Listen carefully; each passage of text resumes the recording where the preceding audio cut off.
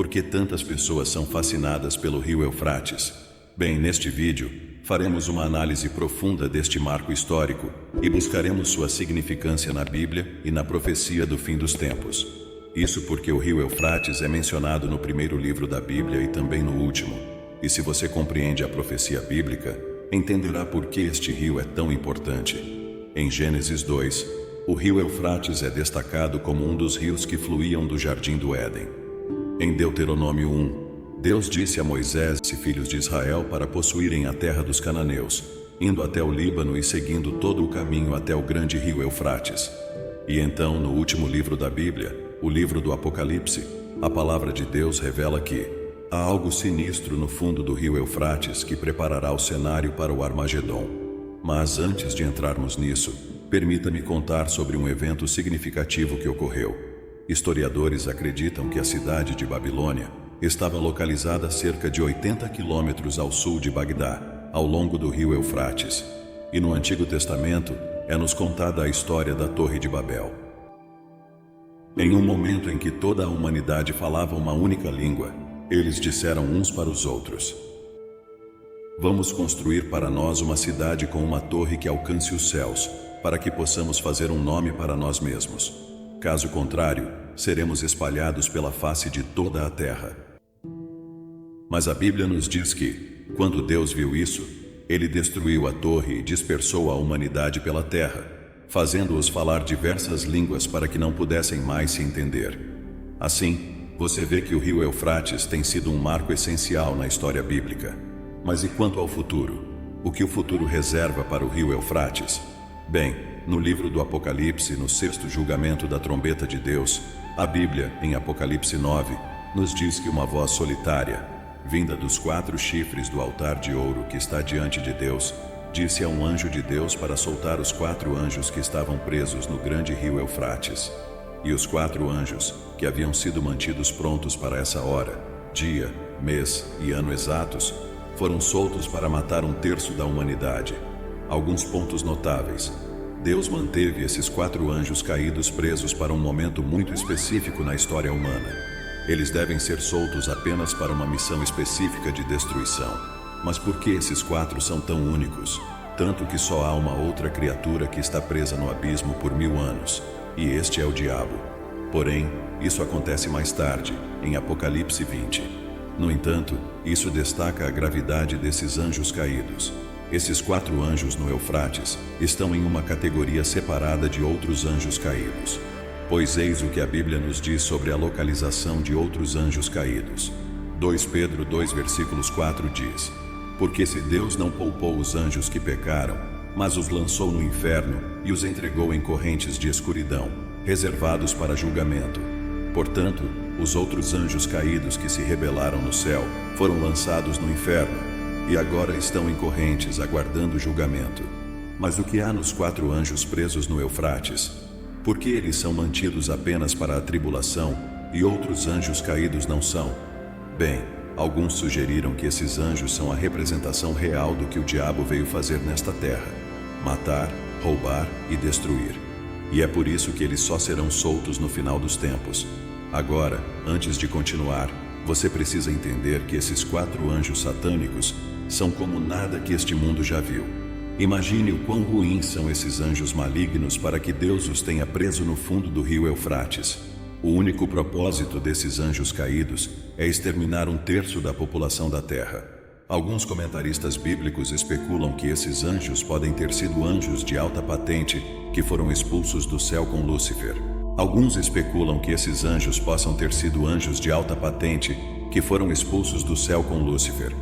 A Bíblia nos diz que, quando Lúcifer foi expulso do céu, 1/3 dos anjos caiu com ele.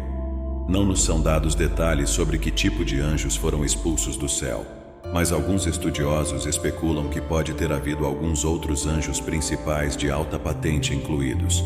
E este argumento vem do fato de que esses 4 anjos eram tão poderosos que Deus decidiu mantê-los presos até o período da tribulação. E quando foram soltos, lideraram um exército de 200 milhões de cavaleiros. O que não sabemos é, quando lideram um exército de 200 milhões de cavaleiros, são estes cavalos reais com cavaleiros reais? É isso simbólico de um exército demoníaco sobrenatural ou é um exército moderno? Alguns comentaristas cristãos oferecem argumentos adicionais, sugerindo que esses 4 anjos no fundo do Eufrates são anjos caídos de alta patente devido ao que nos é dito em Efésios 6, versículos 12. A Bíblia diz: porque não temos que lutar contra carne e sangue, mas contra principados, contra potestades, contra os príncipes das trevas deste século, contra hostes espirituais da maldade nos lugares celestiais. Dessa descrição, podemos interpretar que o diabo tem um reino, o reino das trevas. Neste reino, há uma estrutura. Existem ordens descendentes de autoridade, que são os principados ou espíritos principais. Há governantes malignos das trevas e então, hostes espirituais da maldade, significando espíritos malignos. Agora alguns podem dizer: bem, isso é apenas interpretação. A Bíblia não entra claramente nisso. Bem, se você voltar no tempo e ir para o Antigo Testamento, houve um momento em que Daniel buscava o rosto de Deus em oração, porque queria uma revelação de Deus sobre o futuro. Depois de 3 semanas de intensa oração e jejum, um anjo de Deus apareceu a Daniel. E aqui está o que o anjo disse, nos dando uma forte pista sobre espíritos principais malignos. Daniel 10, 12 e 13 diz: então ele disse: não temas, Daniel, porque desde o primeiro dia em que propuseste no teu coração entender e humilhar-te diante do teu Deus, foram ouvidas as tuas palavras. E eu vim por causa das tuas palavras. Mas o príncipe do reino da Pérsia me resistiu por 21 dias. E eis que Miguel, um dos principais príncipes, veio para ajudar-me. E eu fiquei ali com os reis da Pérsia. Então, desde o primeiro dia em que Daniel começou a orar, Deus enviou um anjo para lhe fornecer uma resposta. Mas o anjo foi retardado por 3 semanas. E não foi retardado por um demônio. Não foi retardado por um espírito maligno. O anjo de Deus foi retardado por um principado, um espírito principal maligno que era tão forte que Miguel, o arcanjo de Deus, veio ajudar e lutar contra este principado. Portanto, você vê, é uma interpretação válida considerar os anjos que estão presos no fundo do Eufrates como anjos principais de alta patente que talvez fossem anjos de guerra, ou agressivamente malévolos quando se rebelaram ao lado de Lúcifer no céu. Não sabemos, mas seja qual for o caso, a Bíblia não nos dá mais informações sobre esses anjos, além do fato de que, quando são libertados, têm o poder de matar 1/3 da humanidade. Agora, a segunda vez que o rio é mencionado no livro do Apocalipse é no capítulo 16, quando os 7 juízos das taças são derramados sobre a terra. Apocalipse 16, do 12 e 14 diz: o 6º anjo derramou a sua taça sobre o grande rio Eufrates, e a sua água secou-se, para que se preparasse o caminho dos reis que vêm do Oriente. E vi sair da boca do dragão e da boca da besta, e da boca do falso profeta 3 espíritos imundos, semelhantes a rãs. Porque eles são espíritos de demônios, que fazem prodígios, os quais vão ao encontro dos reis da terra e de todo o mundo, para os congregar para a batalha naquele grande dia do Deus Todo-Poderoso. Nesta passagem da Escritura, somos informados de que este icônico rio seca. Agora você deve ter notado que nos últimos 12 meses, o rio Eufrates tem estado muito na mídia. Al Jazeera relata uma diminuição do fluxo do rio Eufrates vindo da vizinha Síria Sudeste. A revista Premier Christianity publicou um artigo intitulado "O rio Eufrates está secando, mas não fiquem muito animados com as profecias do fim dos tempos", e prossegue dizendo que a crise ambiental é, em geral, certamente um prenúncio do fim dos dias. Além disso, vários estudos relataram que o fluxo de água do rio diminuiu mais de 6% no último século devido a barragens e projetos de irrigação na Turquia, Síria e Iraque.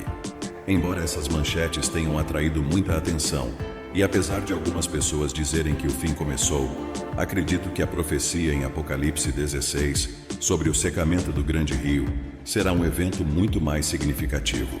É impressionante que a Bíblia diga que o rio seca para que o caminho dos reis do Oriente possa ser preparado. O que isso significa? Um dos eventos-chave que antecedem Armagedon é o secamento do Eufrates. Quando este rio seca, ele fornece um caminho para um grande exército do Oriente cruzar o Eufrates facilmente, enquanto fazem seu caminho para o vale de Armagedon. Agora, Armagedon só pode ser descrito como a guerra de todas as guerras. O anticristo reunirá todas as pessoas sob sua influência maligna. Essas pessoas, leais ao anticristo, formarão seus exércitos para fazer guerra contra o povo de Deus nesta batalha. Apocalipse 19 nos conta coisas como: então vi o céu aberto, e eis um cavalo branco. Aquele que o montava chama-se Fiel e Verdadeiro. Julga e peleja com justiça. Os exércitos que estão no céu o seguiam em cavalos brancos, vestidos de linho branco e puro. Então vi a besta e os reis da terra, e seus exércitos reunidos para fazerem guerra àquele que estava montado no cavalo e ao seu exército. Você vê, Jesus Cristo liderará um exército celestial para a vitória sobre os inimigos de Deus. Estes inimigos incluem aqueles que se opõem à autoridade de Deus e que tratam Deus com desprezo.